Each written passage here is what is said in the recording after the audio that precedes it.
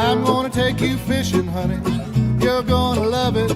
Gonna get up before the sun rise above us. Got a bamboo pole and a leaky boat. You're back with Northwestern Outdoors Radio. I'm John Cruz, and we've got one heck of a fish story for you. It's coming from the Washington Sportsman Show in Puyallup, and it's a story of a 30-pound steelhead that a taxidermy mount is representing right in front of me. The person who's going to tell you the story is the man who caught this fish, James Beasley, the president of Wicked Lures out of Sequim, Washington. James, welcome to the show. Hey, John, thanks for having me on. How are you? I'm doing fantastic. Now, when and where did you catch this fish?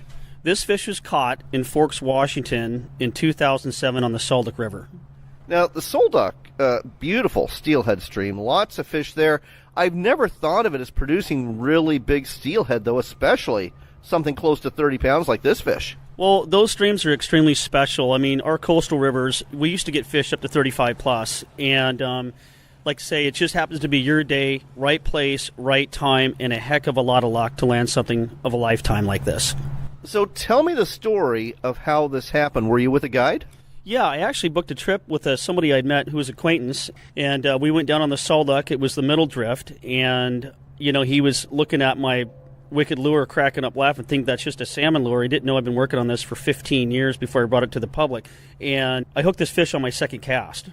Let's talk about the lure you hooked it on, because I'll be honest, it looks like a salmon lure. It doesn't look like a steelhead lure. It's called the King Killer. Yep. Describe it for our listeners. Well, here you go. So what these are is a monofilament lure. It's just like side drifting.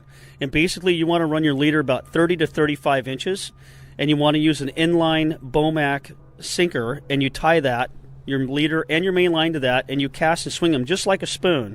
Now, are you putting anything on there, like eggs or roe or anything like that? Well, these have an egg loop on them, and you can put prawn or eggs on the back, but generally I'll put a little shrimp oil on this, and that's all I use. All right. So, you're on the Salduck, you're with the guide, you're casting your King Killer from Wicked Lures, the guide's smirking at you. What happens next? Well, first of all, I hooked this fish, no kidding, on my second cast. Wow. And we had just got started into our drift and was in a big boulder garden just below the middle drift of the Salduck. And he thought I hooked a springer because, it just didn't show itself. I mean, I hooked it, and it just started slowly moving out, just like a typical king does. And I even thought it was a springer until it come up and boiled, and the most terrifying shot of bolt of lightning went right through my body because I saw how big it was. He saw how big it was.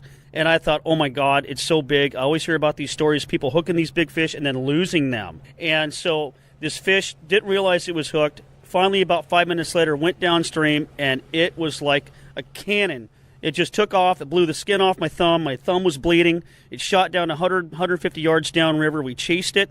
As quick as that fish stopped downriver, it turned around and went back upriver. And if anybody knows out there that's caught big steelhead go upriver. And I was terrified.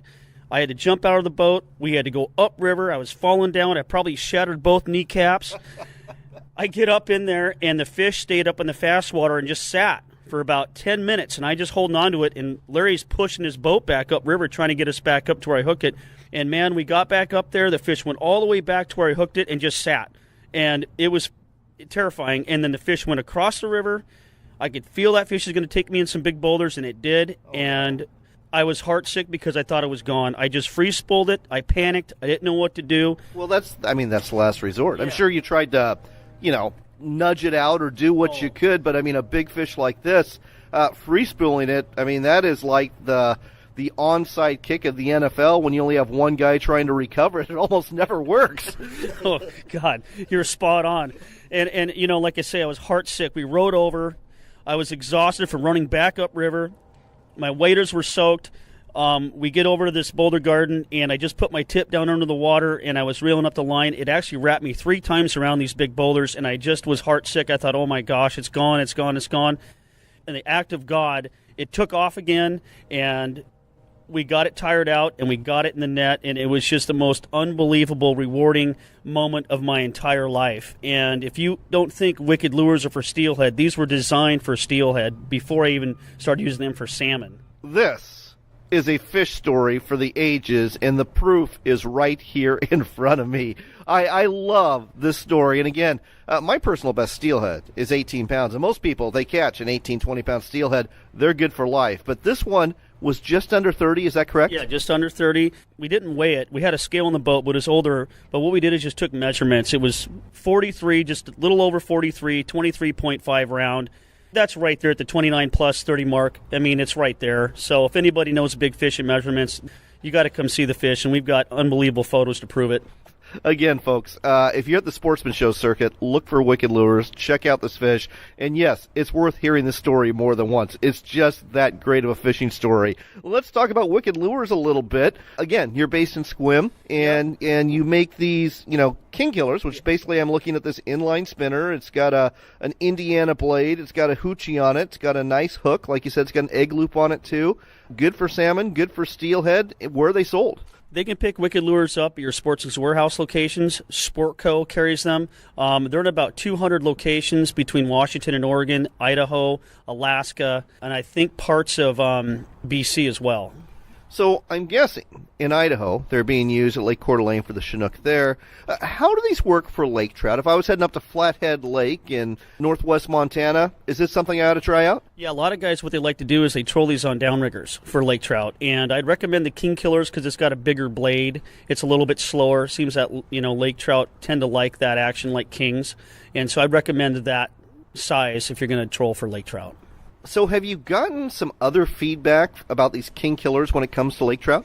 Yeah, actually, I met a guy flying to Anchorage about 5 years ago, and thinking that everybody that's flying to Anchorage is going salmon fishing, and he actually says, no, my family has a cabin on a local lake up there, and all they do is target lake trout. So I said, well, can I give you a few of these and my business card? And he said, sure. He goes, I'll let you know how I do. And I said, I'd love to know how well these work on Alaska on your lake trout fishery. And I didn't hear from him for about 2 or 3 weeks, and I got an email about a month later with about 15 photos, and I think his name was Mike Eckerhart, and Mike was blown away. He just trolled him. He put him on a downrigger, and he said it was outfishing my other products, and he sent me some just gorgeous photos of lake trout, and he said, you need to get this in the lake trout market. It's that good. So that was just special, very, very cool to hear that, as just try it, see how it works. I mean, it just seems like if it swims, they're going to eat it. So the king killer, clearly your most popular lure, but you've got some other lures too. Yeah, we have a full trout line that it's exploded. I mean, man, people are just knocking the heck out of kokanee on them. Pink and silver seems to be really popular, pink and pink for kokanee, but for trolling for trout and lakes, just like a wedding ring, you troll this, and you can't keep the trout off them. It's pretty magical. We are going to have to go because people are getting ready to file in here to the Sportsman Show. But before we do, where can folks buy Wicked Lures? They're in about 200 stores. You can go to wickedlures.com and check a store location near you to see what's available. If not, Amazon. You can definitely buy them off Amazon.